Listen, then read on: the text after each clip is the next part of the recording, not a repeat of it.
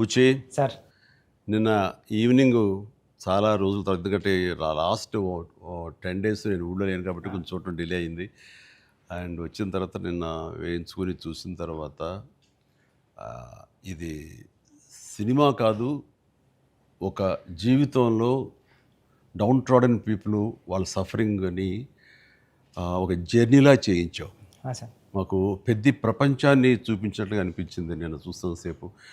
చూసిన తర్వాత కోలుకోవడానికి, తేరుకోవడానికి సార్. అది చాలా నిద్రలో కూడా అదే ఆలోచనలు, అదే విజువల్స్ అవి కనబడుతున్నాయి. అంటే అంత డీప్ ఇంపాక్ట్ ఇవ్వగలిగావు. అండ్ నీ ఆలోచనలు కానీ, నీ మస్తిష్కంలో నుంచి బయటకు వెలువడిన ఆ కథాంశం కానీ అంత డీప్ ఇంటూ అవర్ హార్ట్స్ అది టచ్ చేసింది. అంటే దాని ఇంటెన్సిటీ, ఆ కథ ఆనెస్టీ, ఆ కథ నిజాయితీ, దాన్ని క్రియేట్ చేసిన నువ్వు కానీ, దాన్ని ప్రజెంట్ చేసినటువంటి విధానం కానీ, అండ్ ఫస్ట్ ఆఫ్ ఆల్ నీకు నేను మనస్ఫూర్తిగా నా అభినందనలు తెలియజేస్తాను. అంటే అది ఒక ఊరి సమస్యగా మొదలైన పోను పోను పోను అది యూనివర్సల్ అయిపోయింది. అది నేషనల్ లెవెల్కి వెళ్ళిపోయి మన భారతదేశం యొక్క ఆవశ్యకత ఏంటి, దాని ప్రభుత్వాలు ఈ స్పోర్ట్స్ పర్సన్స్ని ఎంకరేజ్ చేయటంలో వాళ్ళ బాధ్యత ఏంటి అని తెలియచెప్పినటువంటి ఇది. అయితే నువ్వు తీసుకున్న కథాంశం 89లో కాబట్టి నిజంగా పరిస్థితి చాలా దారుణంగా ఉండేది. నువ్వు చెప్పిన ఈ ప్రయత్నం డెఫినెట్లీ అందరిలోనూ ఆలోచింప చేస్తాను అనిపించింది నాకు. అది చాలా మంచి ప్రయత్నం. ఒక సోషల్ మెసేజ్, ఒక దేశానికి సంబంధించి ఒక అవేర్నెస్ కానీ, మరింత సమాయత్తం చేయటం కానీ, ఇవన్నీ కూడా ఈ సినిమా ద్వారా బాగా చెప్పావనిపించింది. అండ్ ఈ సినిమాలు ఇంకా నాకు నచ్చిన అంశాలు ఉంటే కనుక చెప్పాల్సి వస్తే నువ్వు, రామ్ చరణ్ అండ్ ఏఆర్ రెహమాన్ గారు, అలాగే లిరిక్స్ అందించినటువంటి అనంత శ్రీరామ్, అట్లాగే ఎడిటర్ నవీన్ నూలి, ఇంకా ఫైట్ మాస్టర్, స్టంట్ కోరియోగ్రాఫర్గా అనుకోవచ్చు మనం. ఈ కుస్తీలు, ఈ రెజ్లింగ్లు వీటిని మీకు స్పెషల్గా శ్యామ్ కౌశల్ గారు నభాకాంత్ ఎగ్జిక్యూట్ చేసే ఫైట్ మాస్టర్గా ఆయన్ని, అండ్ జానీ మాస్టర్ కోరియోగ్రఫీ, ఇక వీటన్నిటి ఆర్ట్ డైరెక్టర్ రత్నవేలు గారు, ఇలాంటి వాళ్ళందరి కలయికతోటి, వాళ్ళ ఇన్పుట్స్ తోటి అండ్ వాళ్ళ ప్రయత్నాలతోటి అత్యద్భుతంగా రూపుదిద్దుకుంది. ఇది ఒక కళాత్మకంగా వచ్చిందని చెప్పొచ్చు. And it's a timely film. And చరణ్కి ఆర్టిస్టుల పరంగా వస్తే కనుక చరణ్ అయితేనేమి, జగపతి బాబు అండ్ శివరాజ్ కుమార్, ఫెంటాస్టిక్ శివరాజ్ కుమార్, బొమ్మని రాణి, అలాగే అబ్బాయి దివ్యేందర్ కొత్త విలన్గా కానీ ప్రతిదీ చాలా ఫ్రెష్గా ఉన్నారు, కొత్తగా ఉంది.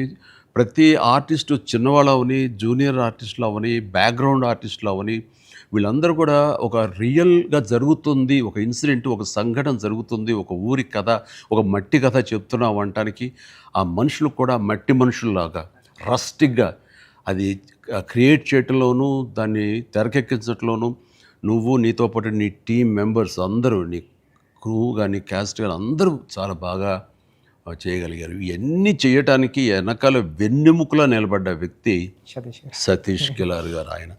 ఆయన దేనికి నెరవలేదు. ఇదివరకంత గతంలో అన్ని సినిమాలకి ఆయన కొంచెం పరోక్షంగా వెనకుండా నడిపించేవాళ్ళు. ఇప్పుడు తెర ముందుకు వచ్చారు బాహాటంగా ప్రొడ్యూసర్గా. కాబట్టి ఆయన ప్రయత్నం కానీ, ఆయన గుండె ధైర్యం కానీ, దీన్ని నీ మీద పెట్టుకున్న నమ్మకం కానీ, కంటెంట్ మీద ఆయనకు ఉన్నటువంటి విశ్వాసం కానీ, ఇవన్నీ కూడా ఈరోజు సఫలీకృతం అయినాయి.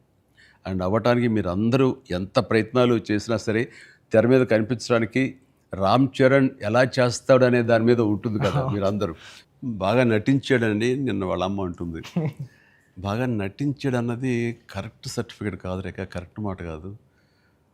జీవించాడు అని అనాలి. నాకు పాత్రలు ఒదిగిపోయాడు అని నాకు అనిపిస్తుంది. నేను యాక్టర్ నాకు తెలుసు. అవతల క్యారెక్టరు ఏడుస్తూ మనల్ని ఏడిపిస్తే కనుక అది నటన. వాడు ఏడవకుండా కళ్ళల్లో ఆ భావం పలుకుతూ చూసే ప్రేక్షకులు ఏడిపించాడంటే వాడు జీవించినట్లు. నేను అక్కడ ఒక క్యారెక్టర్ చూస్తాను తప్ప చరణ్ని చూడలేదు. పెద్ది కనపడుతున్నాను అక్కడ.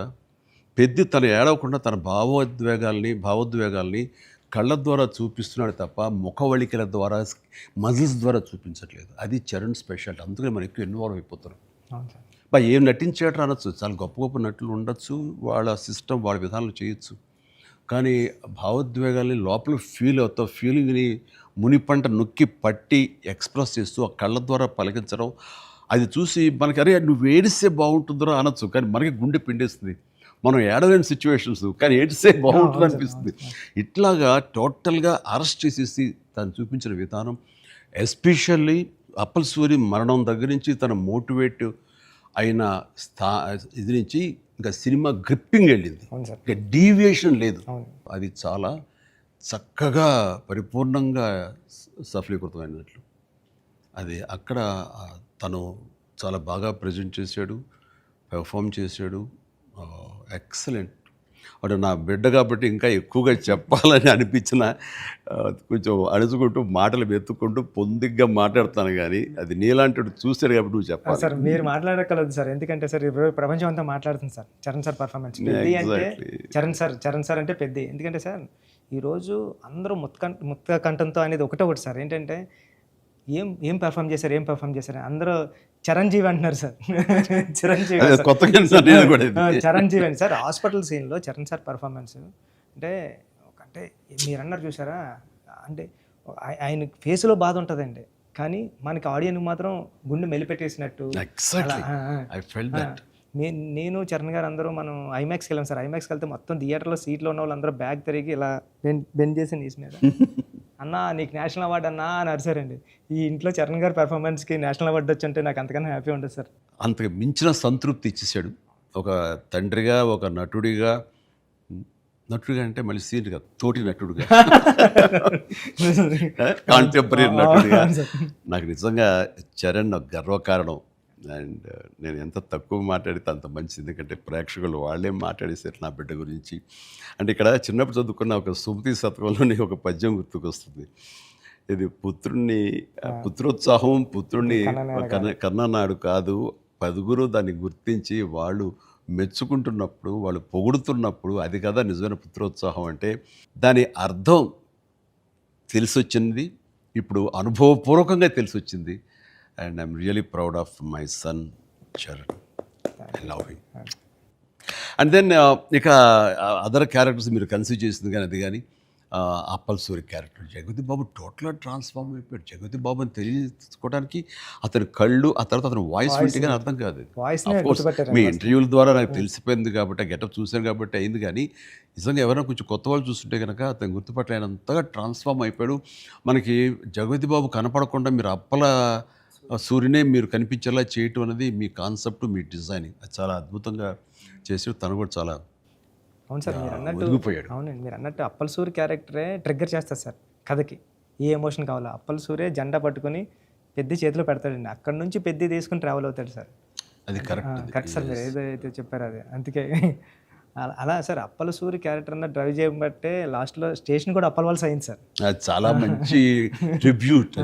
అది అక్కడ కూడా పెద్ద అన్నామని అంటే పెద్ద అనేది ఆ క్యారెక్టర్ గ్రేస్, ఆ క్యారెక్టర్ ఇది చాలా బాగా.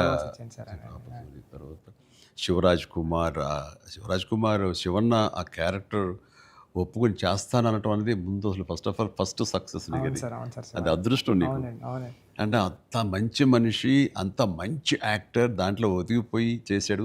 చరణ్ని అదవాయించాలి, గదవాయించాలి, తిట్టాలన్నా సరే అంత స్టేజ్ ఉన్న వ్యక్తి. అతను అంటుంటే కూడా మనకి తండ్రి ఫీలింగే వచ్చింది కాబట్టి అది చాలా బాగుంది. అది జాహ్నవి క్యారెక్టర్, ఆమె క్యారెక్టర్ వరకు, ఆ సాంగ్స్ వరకు ఎక్సలెంట్. తర్వాత ఫైట్ కంపోజిషన్స్ కానీ అవి కానీ ఎక్సలెంట్. ముఖ్యంగా క్రికెట్ అనేది మనం గిమిక్గా చేయొచ్చు, అయిపోతుంది, కానీ కుస్తీ రెజ్లింగ్ అనేసరికి ఏమవుతుందంటే బాడీ ట్రాన్స్ఫర్మేషన్ కానీ దానికి తగినట్టుగా మనిషి మారిపోవటాన్ని అన్ని రకాల చేసిన ప్రయత్నాలు కానీ అది ఓవర్ నైట్ కాదు. చరణ్ ఇంట్లో ఎలా కష్టపడేవాడు, ప్రతిరోజు నేను విట్నెస్ చేసేవాడిని. నైట్ ఎర్లీ మార్నింగ్ లేచి 5కి లేచి వాడు 6 to 7 చేసి 9 o'clock మీ సెట్కి వచ్చిన తర్వాత మళ్ళీ నైట్ నువ్వు 9 వదులుతావా 8 వదులుతావా వచ్చి నీరసంగా వచ్చి కూర్చుని పోయి మళ్ళీ కాస్త సూప్ ఏదో తాగి మళ్ళీ జిమ్కి వెళ్ళిపోయేవాడు. చాలా కష్టం. పైగా అంతా ఆ 70 days వెజిటేరియన్ మీదే ఉన్నాడు.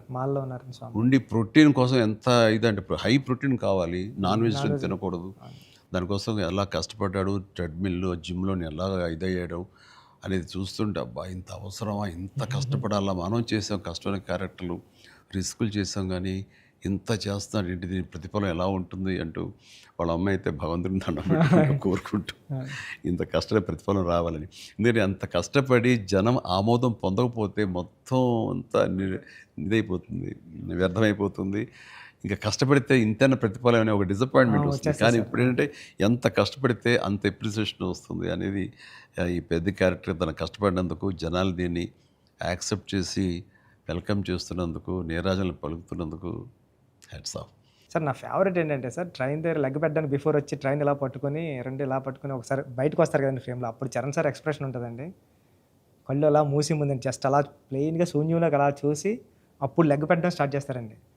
అప్పుడు అందరూ క్లాప్స్ అక్కడే కొట్టేస్తాను సార్. అంటే అలాంటి అంటే చరణ్ సార్ అంత ఇన్వాల్వ్ అయిపోయారు సార్. అంటే ఈ కథ చెప్పడానికి కూడా మేము కారణం జనరేషన్ని ఇన్స్పైర్ చేద్దామనండి. అంటే మేము ఇప్పుడు స్కూల్స్కి వెళ్తాం కదా సార్, అప్పుడు స్కూల్స్కి వెళ్తే స్కూల్ అంటే క్లాస్ రూమ్ బ్లాక్ బోర్డేనా, వాని వెనకాల ఒక ప్లే గ్రౌండ్ కూడా ఉంటుంది దాని వెనకాల అని చెప్పడానికి ట్రై చేస్తాం సార్ ఇద్దరు. అంటే ఆట స్థలం అంటే అమ్మ కడుపులో ఉన్న 9 months ఆడుకోవడానికి ఉంటుంది గ్రౌండ్. బయటకు వచ్చిన తర్వాత స్కూల్లో పిల్లలకి ఇప్పుడు చూస్తాం సార్, ఏ స్కూల్కి గ్రౌండ్ ఉంది సార్, బిల్డింగ్స్ ఉన్నాయి అంతండి. అది చెప్పడానికి ఇన్స్పైర్ చేద్దాం, ఏదో మంచి మాట చెప్పి. ముఖ్యంగా ఈ కార్పొరేట్ ఎడ్యుకేషన్ సిస్టమ్ వచ్చేసిన తర్వాత అండ్ ఎంతసేపటికి మార్కులు మార్కులు మార్కులు అనే దీంట్లో ఇంకా అసలు ఫిజికల్ యాక్టివిటీ లేకుండా పోతుంది. అందులో ఇప్పుడు ఈ బొమ్మని రాని ఒక మాట అంటాడు, చేతిలో వచ్చేసింది సార్ అంటాడు, అందులో ఎన్నో ఆటలు ఉన్నాయి సార్, ప్లే గ్రౌండ్ ఎవరు వెళ్ళట్లేదు సార్ అని. కానీ ప్రభుత్వాలు ఇప్పుడు మీరు అన్నటువంటి ఈ పరిస్థితి ఒకప్పుడు ఉండేది, కానీ ఇప్పుడు రాను రాను బెటర్ అవుతుంది అన్నది. అవును సార్, చాలా బాగుంది సార్. ఇప్పుడు బట్ ఇంతకంటే ఇంకా గట్టిగా రావాలంటే మీరు ఇచ్చినటువంటి సలహా, సినిమాలు పెద్ద సినిమాలు ప్రభుత్వాలు సహకరించాలి, సర్కారు వాళ్ళు ముందుకు రావాలి. కాబట్టి ఈ సినిమా ఒక అవేర్నెస్ తీస్తుంది, ఒక ఎడ్యుకేషనల్ ఫిలిం పెద్ది, ఒక ఇన్స్పైరింగ్ కంటెంట్ ఉన్న సినిమా పెద్ది. ఈ సినిమాలో బిడ్డలకి మనం ఏమి ఇవ్వాలి, ఎలాగ మోటివేట్ చేయాలి, ఎలాగ ఇన్స్పైర్ చేయాలి, వాళ్ళు ఎలాగ పెంచాలి అనే దాని మీద ప్రతి ఒక్కళ్ళు ఫోకస్ పెట్టి స్ఫూర్తి పొందాలని మాత్రం నేను మనస్ఫూర్తిగా కోరుకుంటున్నాను, విష్ చేస్తున్నాను. Thank you sir, thank you sir. నేను సినిమా చూస్తూ ఏఆర్ రెహమాన్ గారి కంట్రిబ్యూషన్ ఎలా ఉందని చూడటంలో సౌండ్ని పెర్ఫెక్ట్గా వాడుకుంటారండి. అంటే ఆర్ఆర్ అంటే ఓన్లీ ఇంకా ఊకదంపుడు కొట్టేసి ఎలివేషన్స్ కొట్టేసి ఆ రకంగా కొంచెం ఒరవడి ఇప్పుడు కొనసాగుతున్నా కొన్ని చోట చెల్లుతుంది. బట్ అన్ని వేళలా అది కరెక్ట్ కాదు. ఇది మన మనసులోని ఫీలింగ్ని బట్టి ఆయన కొడుతున్నాడని నాకు అర్థమైపోతుంది. గుండెని పిండే విధంగా మరింతగా ఆయన మనల్ని ఇన్వాల్వ్ చేస్తున్నాడు, మనకు ఆ ఫీలింగ్ని ఇవ్వగలుగుతున్నాడు. పెద్దలో పరిపూర్ణమైన న్యాయం చేశాడు. చెప్పాలంటే ఆయన మెయిన్ పిల్లర్గా అనుకోవచ్చు మనం. మీరు అనుకోండి మీ కంటెంట్ సార్. అంటే హీరో ఉండి ఎలివేషన్ ఇవ్వడం వేరు సార్. నేనేమనుకున్నాను, చరణ్ గారు లేకుండా చరణ్ గారు స్టాచ్యూ చూపించి ఎలివేషన్ ఇద్దారు అనుకున్నాను సార్. అది అక్కడ కూడా రెహమాన్ గారు అలా లేపారు సార్, లేపారు మామూలు కాదు సార్, చాలా ఉంది. పైగా ఇది అఫ్కోర్స్ మీరు ఇంటర్వ్యూస్లో మీరు అన్నారు రెహమాన్ని ఎలా ఒప్పించావని చరణ్ చెప్తుంటేను అక్కడికి వెళ్ళిన బాడీ లాంగ్వేజ్ బట్టిను ఎవరైనా సరే అది. బట్ ఎవరికైనా సరే నువ్వు చెప్పే కంటెంట్ ఉంది, అది మెయిన్. కొంచెం విజ్ఞత, కొంచెం అవగాహన, ఆ సెన్స్ ఉండే ఎవరికైనా సరే ఆ కంటెంట్ నువ్వు చెప్పగానే దానికి డెఫినెట్లీ ఆమోదయోగ్యం, ఆమోద ముద్ర పడిపోతుంది. డిఓపి గారు అయితే ఆయన చాలా బాగా చూపించాడు. నువ్వు ఏదైతే ఒక మట్టి కథ అనుకుంటున్నావో, రస్టిక్ అనుకున్నావో, ఏమంటే ఆ రఫ్నెస్ అది మొత్తం కనిపించేలా చేశాడు. దాన్ని did his job very well. And తర్వాత ఇంకా మీ నవీన్ గారు అయితే టీజర్ దగ్గర నుంచి ట్రైలర్ దగ్గర నుంచి ఆగలేక ట్రైలర్ కూడా నేను చెప్పేశాను ముందు, అద్భుతంగా ఈయన కటింగ్. తర్వాత నాకు బాగా నచ్చింది ఆ డిజాల్వ్ అయ్యి వస్తుంది క్రికెట్ దగ్గర నుంచి రెజ్లింగ్కి. ఇవన్నీ ఇంటర్ రిలేటెడ్గా ఉంటాయి అని చెప్పినట్టుగా చెప్పడం అనేది తన ఇది. అండ్ ఎన్ని చోట్ల బట్ సినిమాలో నెరేషన్లోనే మీరు బ్యాక్ అండ్ ఫోర్త్ వెళ్ళి చెప్తారు. ఇది అంటే బొమ్మన్ ఇరానీని ప్రేక్షకుని చేశారు. బొమ్మన్ ఇరానీకి ఎలాగైతే కథ అక్కడికి అర్థమవుతూ వస్తుందో సేమ్ ఆడియన్స్ అది మంచి కాన్సెప్ట్. ఇది ఎడిటింగ్ బ్యాక్ అండ్ ఫోర్త్ వెళుతూ చెప్పటం అన్నది ఇట్ ఈస్ మంచి ప్రయత్నం. And that way my heartfelt appreciation to Naveen నోలీకి. అలాగే ఆర్ట్ డైరెక్షన్ గురించి ప్రత్యేకంగా చెప్పలేదు. అన్నీ కూడా పెర్ఫెక్ట్గా ఆ హార్మోనీ ఉంది. ఒకటి ప్రత్యేకంగా అయ్యి ఏంటిది అనట్లేదు, అన్నీ కథలో ఇమిడిపోయే విధంగానే ఉన్నాయి. ఎగ్జాక్ట్లీ. ఆ యంగ్ విలన్ దివ్యందు వీళ్ళందరూ కూడా చాలా బాగా కంట్రిబ్యూట్ చేశారు. లాస్ట్లో కూడా బొమ్మన గారు స్టాచ్యూ చూడకుండా వెళ్ళిపోదాం, చరణ్ గారిని కలవకుండా వెళ్ళిపోదాం అంటాడండి. చరణ్ ఎందుకు నేను కలవకూడదు అనుకున్నాడు బొమ్మని రాణి అంటే అంతే. ఆ గుడ్ ఫీలింగ్ అలా ఉండిపోవాలంటే కలవకుండా ఉండటమే కరెక్ట్. లాస్ట్ ఫేజ్ వరకు కూడా అలా కూర్చొని చూస్తున్నారు సార్. లాస్ట్లో కూడా ట్రైన్ని ఎలా ఎక్కి ఆగి కొట్టాను చరణ్ అంటే ట్రైన్ వచ్చింది కదా, అవును సార్. మరి ట్రైన్ ఉంది కదా ఎందుకు నడిపించావే బాబు అంటే మేము పడ్డ బాధ మీకు తెలియాలి అని చెప్పేసి కాదు. బాగుంది, మంచి సమ్మప్, అది బాగుంది. అంటే పెద్దిగాడి కోసం ఆ రోజు బండి ఆగింది సార్. మా జీవితాలు మొదలయ్యాయి. మాకు స్కూల్ వచ్చింది, వైద్యం వచ్చింది, సర్కారు వచ్చి మా ఊరు క్రిస్ప్గా చాలా బ్యూటీతో పట్ట అని జరుగుతుంది. లాస్ట్లో మళ్ళీ వస్తారు కదండి చరణ్ గారు స్క్రీన్ మీదకి, పెద్ద అని అరుస్తాడు కదండి. అది ఎక్కడ బర్ణ వల్ల తెలియలేదండి ఎవరికైనా, బొమ్మన్ గారికి. గట్టిగా పట్టుకుని పెద్ద అని అరిస్తే అప్పుడు కొండల మధ్యలో కుక్కను పట్టుకుని వెళ్తూ ఉంటారు కదా. డిసప్పాయింట్ అయిపోయింది అనుకోకుండా. అవును సార్, గుడ్ ఫీలింగ్. పుడతామేటి మళ్ళీ చూస్తావేటి మళ్ళీ ఇలాంటి సినిమాని ఇలాంటి సినిమాని మళ్ళీ చూస్తావేటి అనిపించింది. అది ఫెంటాస్టిక్. సతీష్ గారికి ఇది ఒక ప్రౌడ్ ఫిల్మ్ ఇది. అండ్ ఆయన ప్రైడ్. ఆయన ఇంకా తర్వాత బోర్డు సినిమాలు తీయచ్చేమో కానీ ఇది ఇచ్చేటటువంటి సాటిస్ఫాక్షన్, ఇది ఇచ్చే గుర్తింపు, ఇది ఇచ్చిన రెస్పెక్ట్ కానీ అది సతీష్ గారు యూ డిజర్వ్ దిస్. అండ్ దీని వెనకాల మీ సపోర్ట్, మీ ఇలాంటి సినిమా తీసినందుకు నాకు కూడా చాలా ప్రౌడ్. సార్ మీరు ఒప్పిన టైంలో చెప్పారు సార్ నాకు, డబ్బులు ఎలాగైనా వస్తే రెస్పెక్ట్ సంపాదించి ఫస్ట్ అని. ఈయన డబ్బులు ఎలాగైనా సంపాదించుకుంటారు. ఆయన ఉన్నటువంటి కన్స్ట్రక్షన్ అయితేనేవి, అనుకున్నటువంటి డిజిటల్ ఐటీ వలన అయితేనేవి. కానీ ఈ సినిమా ద్వారా గుర్తింపు, ఒక రెస్పెక్ట్ వచ్చింది. అది ఈయన ఫుల్గా ఎంజాయ్ చేస్తున్నారు. బికాజ్ ఆయన సపోర్ట్ ఈ సినిమాకి అంతగా ఇచ్చారు. నువ్వు అనుకున్నవన్నీ కూడా ఆయన నీకు అమర్చారు. ఈయన పూర్తి న్యాయం చేశారు ఆయన. సతీష్ సార్కి నాకు లైఫ్లో ఫస్ట్ మూవీ అన్నట్టు సార్. ఇది వృద్ధికి ఇది ఎప్పటికీ మర్చిపోలేము సార్, ఈ రిలేషన్ని. దీనంతా నువ్వు చేస్తావే, నువ్వు ఆ టైప్ ఆఫ్ మా డైరెక్టర్ సార్. మీరు నాకు ఉప్పిన ఇచ్చారు సార్ ఫస్ట్, చరణ్ సార్ ఏమో పెద్ద ఇచ్చారు సార్. మీతో కూడా ఒక ఛాన్స్ అవ్వండి సార్, చేస్తాను ఎప్పుడైతే అప్పుడు. నువ్వు అలా పరిగెత్తమని, దూకమని, వైర్లతోటి అంటే అయ్యో సార్ మీరు ఇప్పుడు కూడా చేస్తున్నారు సార్. ఇప్పటికి వైర్లు కడుతుంటారు, పైకి లేపుతుంటారు, పల్చీలు కొట్టిస్తుంటారు. మొన్న శంకర ప్రసాద్ దీంట్లో కూడా చేశాను. పని అవసరం వచ్చేసరికి దేనికి నెరవం, దేనికి వెనకం చేసే పరిస్థితి లేదు. ఇంకా ఒకసారి ఎన్ని వైర్లు కట్టి అన్నీ ఇవైపోయింది, కమిలిపోయింది. చరణ్ చూశాడు ఇంట్లో, ఏంటిది అన్నాడు. వైర్లు కట్టి లేపారు. ఇంకా వైర్లు ఇంటికి కడుతున్నారా? వాళ్ళు పిలిచి డాంగ్ అలా కష్టపడతారంటే మీరు అది అని తిట్టాడు. మరి లేదురా వాళ్ళు కాదురా, డూప్ సరిగ్గా చేయలేదని ఆయన తీసేసి నేనే చేశాను రా షార్ట్ అని. వాళ్ళు అదే అన్నారు, డాడీ చేస్తారన్నారు అని. అంటే చరణ్ ఇందులో ఎంత కష్టపడ్డాడు అనేది నేను చెప్పాల్సిన అవసరం లేదు. ఆడియన్స్ ఆల్రెడీ వాళ్ళ క్యారెక్టర్ ద్వారా వాళ్ళే గుర్తించారు. వాడు ప్రతిరోజు అలసిపోయి ఇంటికి వచ్చి నీరసించి అలా కూర్చున్న ప్రతిసారి నాకు మా నాన్నగారు నాతో ఏమన్నారు, నన్ను ఏమనేవారు అది గుర్తుకొచ్చేదనమాట. అంటే దొంగ అనే సినిమాలో 8 అంతస్తుల ఒక హోటల్ పైన పారపెట్ వాల్ మీద నేను రోల్ చేస్తూ వెళ్ళినప్పుడు కింద స్లిప్ అయితే మాత్రం ఇది ఇప్పట్లా వైర్లు ఇలాంటి సేఫ్టీ డివైస్లు ఏమి లేవు, మొండితనంతో చేయటం అనమాట. అట్లాగే ట్రైన్ కింద పడుకొని గోండా సినిమాలో వెళ్తుంటే ఒక 3 ఇంచెస్ ఎవేగా బాడీ కానీ లూజ్ అయితే కంకరాలు కొట్టుకుపోయేవి. నా బలంతో ఉండాలి తప్ప ఇంకో హార్నెస్ కానీ అది కానీ లేదనమాట.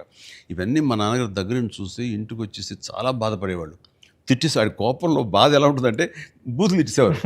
అలా చేయాలా అంటే ఏదో కొంచెం చెప్పకూడదు కొంచెం అలా తిట్టేసేసి ఆయన చేసేవారు.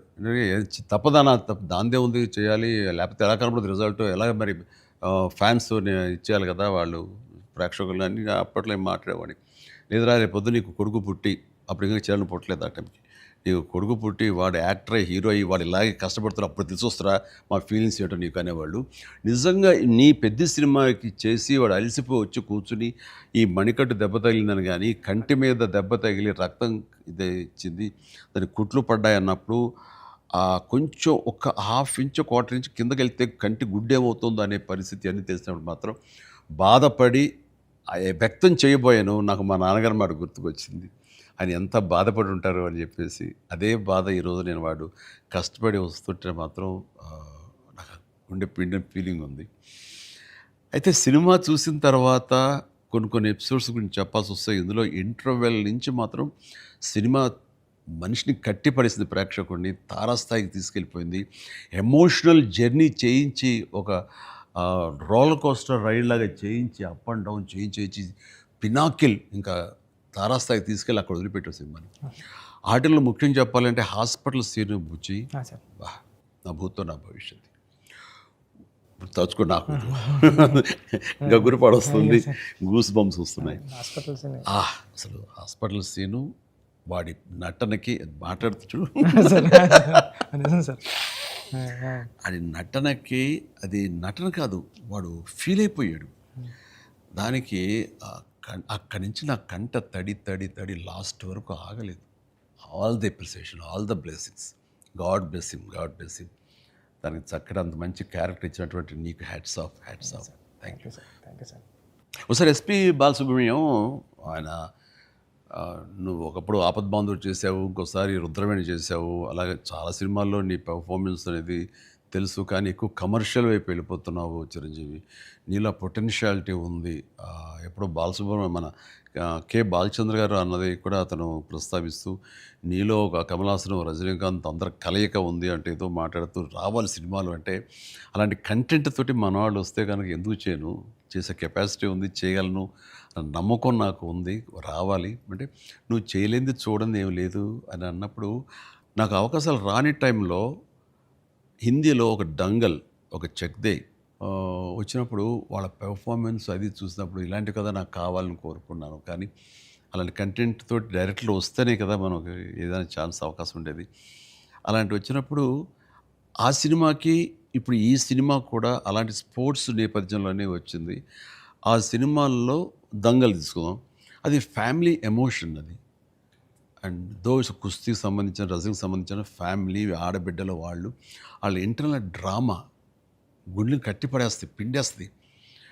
అండ్ నీ సినిమా ఈ పెద్ద వచ్చేసరికి రస్టిక్ స్పోర్ట్స్ డ్రామా అండ్ అవేర్నెస్ని మోటివేట్ చేస్తూ ఒక రకమైన ఎడ్యుకేటివ్ ఫిలిం ఇది. ప్రతి ఒక్కరికి, ప్రభుత్వాలకి అయితేనేవి, చిన్నపిల్లలకి, తల్లిదండ్రులకి, ప్రేక్షకులకి అందరికీ ఒక అవేర్నెస్ ఆలోచింపచేసే సినిమా ఇది. అందుకని అవి క్లాసిక్ స్పోర్ట్స్ డ్రామాలైనా ఇది రస్టిక్ ఒక గ్రామీణ నేపథ్యంలో ఉండేటటువంటి మట్టి కథ, మట్టి గేమ్స్, మట్టి మనుషుల కథ ఇది. అందునే దీనికి ఎక్కువ లాంజివిటీ ఉంటుంది, దీనికి ఎక్కువ ఆదరణ ఉంటుందని నా భావన. అండ్ దట్ వే ఇలాంటి కథ చరణ్ రావటం అనేది నేను మిస్ అయింది, చరణ్ పొందాడు. కాబట్టి ఆ అవకాశం వచ్చింది కాబట్టి కొంతమంది చిరంజీవిని మించిన వాడు చరణ్ అంటున్నారు, ఒప్పుకుంటున్నారు మనస్ఫూర్తిగా. కానీ ఒక తండ్రిగా గర్వంగా ఉంది, ఒక నటుడిగా కొంచెం కష్టంగా ఒప్పుకోవాల్సి వస్తుంది. చాలా బాగా చేసేవారు చరణ్, లవ్ యూ. గ్రామీణ వాతావరణం ఈ నేపథ్యంలో కథల్లో అఫ్కోర్స్ మీ గురువు గారు సుకుమార్ పెట్టింది పేరు. సుకుమార్ సినిమా రంగస్థలం కానీ ఇప్పుడు ఈ సినిమా ఇది చూసినప్పుడు నాకు అఫ్కోర్స్ నిన్న మొన్న చనిపోయారు, దివంగతులయ్యారు భారతిరాజా గారు. కొద్ది రోజుల క్రితం నేను భారతిరాజా గారు కూడా ఈ బుచ్చి సుకుమార్ లాగానే ఆలోచిస్తారు. ఆయన 16 వైద్యుల దగ్గర నుంచి మొదలు మర్యాద కానీ ఇలాంటి సినిమాలన్నీ, నా ఆరాధన సినిమా ఇవన్నీ కూడా చూస్తాను. నేను డిస్కస్ చేసుకుంటున్నాను. ఆ 2 డేస్లోనే నిన్న మొన్న ఆయన చనిపోయారని తెలిసిన ఇది డ్యూ రెస్పెక్ట్ ఆయనకి మనస్ఫూర్తిగా మనం ఆయన ఆత్మశాంతి చేకూరాలని ఈ సందర్భంగా కోరుకుంటున్నాను. అండ్ ఆయన ప్రస్తావన ఎందుకు వచ్చిందంటే అలాంటి సినిమాలకు ఆయన పెట్టింది పేరు. అదే రొమాంటిక్ సినిమాలు అవని, లేకపోతే drama Avani, family drama Avani. And very good, ఆయన గ్రౌండెడ్. అలాగా మళ్ళీ సుకుమార్ గారు మీరు మన తెలుగులో అంత గ్రౌండెడ్ ఫిల్మ్స్ తీస్తుంటారు. మీ ఆలోచన అవి కానీ రస్టిక్గా ఉంటాయి, రూరల్గా ఉంటాయి, గ్రామీణానికి సంబంధించినవి ఉంటాయి. అట్లాగా ఆయన ఆ, ఈ ఈ ఇందులో మనస్ఫూర్తిగా నేను ఇలాంటి ఒక శిష్యుడికి ఇన్స్పైర్ చేసి ఇలాంటి మంచి కథ ఎన్నుకోవడానికి, ఆలోచించుకోవడానికి ఒక కథకుడుగా, ఒక డైరెక్టర్గా ఆ, నువ్వు అతనితో అసోసియేట్ అయ్యి నువ్వు నేర్చుకున్నందుకు, నేను ఇన్స్పైర్ చేసేందుకు, నీలాంటి వ్యక్తిని ఈ పెద్ద ద్వారా మాకు ఇచ్చినందుకు అండ్ మనస్ఫూర్తిగా నీ సందర్భంగా సుకుమార్కి నేను నా అభినందనలు తెలియజేయాలి. సుకుమార్, ఒక మెట్లో మాణిక్యాన్ని ఇచ్చావు. Thank you so much. Thank you.